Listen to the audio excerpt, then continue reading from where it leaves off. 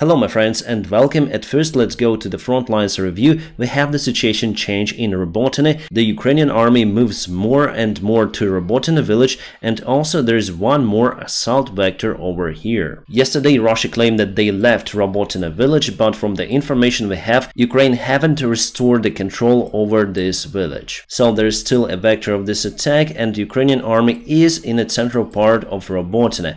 Also one more vector, as you can see, and this is the red line of the Russian defense. As you can see, Ukraine already went across the first Russian defense line before Robotyne and this territory, so the next objective is to take Robotyne and move all into the main Russian defense line and then probably move towards Tokmak. This is not an easy task, but Ukrainian army does everything possible to liberate the territories, and I expect more attacks from this direction. So what Russia does right now, they send more and more reinforcements to this place. At the same time, the Russian military bloggers say that Russian defense starts to collapse. The main issues for Russia are logistics and also incompetent command, which is actually unaware about the actual state of the Russian army in this direction. That's why Prigozhin got so many supporters. By the way, we have some of the news about Shoigu and Gerasimov, the main Russian generals. I'll tell you later about that in this video.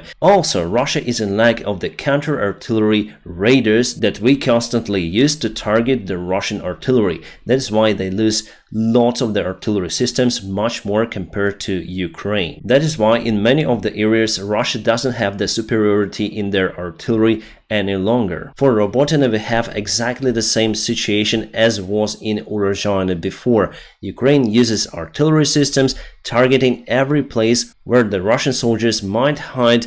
Russians were not able to evacuate at the proper time. They have no vehicles there whatsoever. That is why again they will have many more losses compared to Ukrainian side. And now let's go eastbound to Staromayorsk or Ruzzian. Today Ukraine intensified attacks to eliminate this some sort of the hump. The attacks are coming from two of the directions, as I said to you in my yesterday's video, so it's basically logical. So one vector from this side and the other one from Staromayorsk. Sometimes you don't need to be the military expert to analyze the situation, because basically it's logical. As for the Russian army, their actions are sometimes very illogical and hard to predict. This is the same place, just in different format. Here you can see two of the same vectors of Ukrainian attacks, and that information is confirmed by the drone videos. Unfortunately, I am not able to show you those videos on this platform. For that, please check out my Telegram channel, which you may find in the video description just below. So at first Ukraine needs to level off the front line, eliminating this one, and then go to Davydov village and so on. We have the new drone video from the Russian attack attempt near to Klishivka. It is very close to the Bakhmut city, so there were many of the tanks and armored vehicles. What is interesting about this video, yes, the convoy was ambushed, but at some point Russian tank, this one, fired towards the Russian armored vehicle and it didn't miss. Actually, Russian soldiers panicked in that tank and they had to do something, so they started to fire. So they aimed their own BMP. The latest report of the vehicle losses from the Oryx resource for the last 3 days. Totally Russia lost 80 of the vehicles, Ukraine 52. From all of these statistics, we might say that Russia loses many more tanks compared to Ukrainian army. For the 3 days, Russia lost 18 of the tanks, Ukraine 9. About the armored fighting vehicles like BMP, BMD from Ukrainian side, it could be Bradley and the same BMP. Russia lost 24, Ukraine 5. But speaking about the light armored vehicles on wheels like Humvees, Ukraine lost 21, Russia lost just 4. And you may say, oh, Ukraine loses in this parameter, but Russia in general doesn't have those vehicles in their army. They have Tigers, but not many, and they are used by the special forces and Akhmat battalion behind the front lines. Because Russia is in lack of those light armored vehicles on wheels, they continue to use Kamaz, Ural, UAZ ordinary vehicles. and they lose many of those because there is basically no armor. As for artillery, Russia lost 13 of the units, Ukraine 7. For aviation, Ukraine is okay, but Russia lost 2 of the K-52 helicopters, plus at least 1 bomber Tu-22M3. One more Russian strategic military airfield was targeted today by the drones. It happened on the Russian territory. The airfield name is Shaikovka, and this time it's not that far away from the Ukrainian border. It is somewhere between Chernihiv and Moscow. This is probably the latest satellite image we have of that airfield. As you can see here, we have the shadow. It is from the cloud, but you may still spot many of the Russian Tu-22M3 bomber aircraft. They all used to target the Ukrainian territory, civilian and military infrastructure. That's why I continue to say that those airfields are the legitimate targets for Ukrainian army. What is interesting about the recent attacks on those airfields, Ukraine didn't launch the long-haul big drones. The drone attacks were conducted from the Russian territory using the small drones. They're almost impossible to be identified by the air defense systems. It also means that there are some of the sabotage groups on the territory of the Russian Federation which are working very hard. The official Russian media resources say that everything is okay on that airfield. However, the Russian military bloggers who actually directly speak with the Russian military say that some of the airplanes sustained damages. And you know what? Russia is unable to produce those airplanes any longer. They were all made in the Soviet Union. Yes, they were modernized by the Russian Federation. They have new electronics, maybe some sort of the aiming equipment. But in general, Russia doesn't have the capability to build those airplanes from the scratch. They lost all of their related factories, equipment and other stuff. That is why the loss of every airplane like that is very sensitive for the Russian Federation. It's been a while for Prigozhin's publicity, so today he recorded the video from Africa, saying that Africa will be liberated or something like that. Actually, some sort of the military activity was spotted today in many of the countries of the West Africa. Mostly in the military airfield, some supplies were loaded on the airplanes, so there is the rumor that the coalition of the West African countries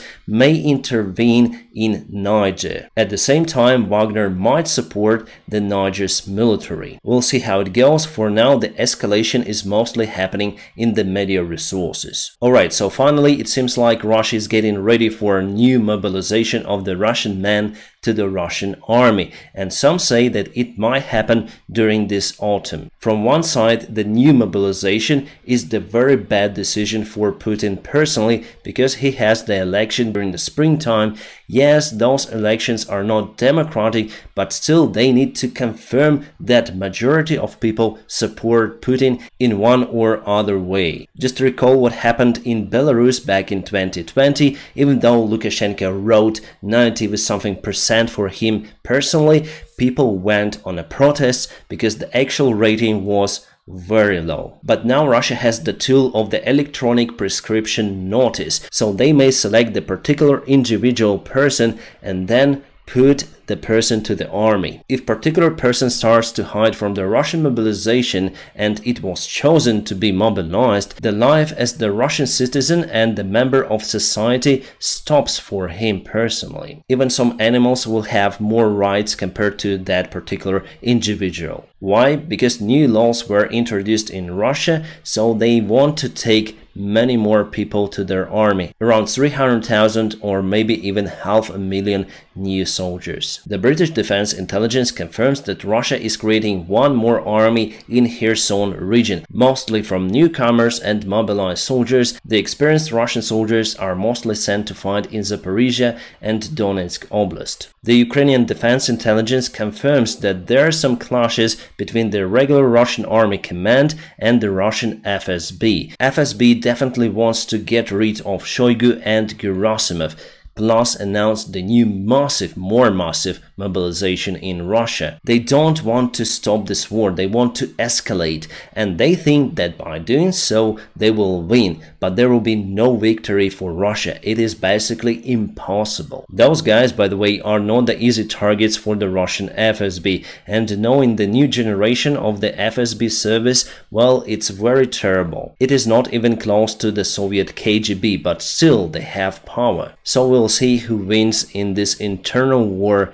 in Russia. The Kremlin speaker Peskov disappeared already for 3 weeks. His last remark was that the elections in Russia are not truly democratic. Later on, he didn't say that he meant that or this, but finally he disappeared. It's kind of normal for the Russian public figures to disappear, but Peskov, he is like a press officer of Kremlin, the speaker of Putin himself, and he's not speaking for 3 weeks? Strange. The Ukrainian Defense Intelligence also confirms that the sabotage groups in the Russian Federation were able to eliminate 5 of the Russian airplanes in different Russian military airfields, and not just strategic bombers like Tu-22 M3. Ukraine is getting ready for the Independence Day celebration. It will be the same as the last year, but some of the vehicles may change on this Russian destroyed vehicles parade that will take place in Krещатик very soon. The last year I attended this parade and it was quite interesting. And this is the self-propelled artillery system. It was just devastated with a huge blast. One of the most popular in their army. Extra fuel tanks, it means that it was hit on the long run. Suppose this parade is very popular among Ukrainians. Finally, we have the deep state military map update. Let's go to Robotyne. There's just a minor change. It was yesterday and it is today, but clearly you can see the new vector of Ukrainian assault towards Novoprokopivka. From what I saw, Ukraine already used the artillery systems to target this village and the Russian positions over there, so there could be the assault from this direction together with this one, so 2 of the villages could be liberated almost at the same time. There is even the satellite image showing the fire from the Ukrainian artillery in Novoprokopivka, so there are lots of the Russian positions, and this is Robotyne. So the next move for Ukraine is towards this side and also taking full of the Robotyne and moving into Novoprokopivka, and there is already the main defense line of the Russian army. And now my friends, please press the like to this please press the like to this video, and if you want to support my job, there will be some of the links available just in the video description below. Special thanks for my Patreon supporters and also the sponsors of my YouTube channel. Guys, you're awesome. Thank you so much for your support. My friends, I wish you all a peaceful sky wherever you are, and have a great time.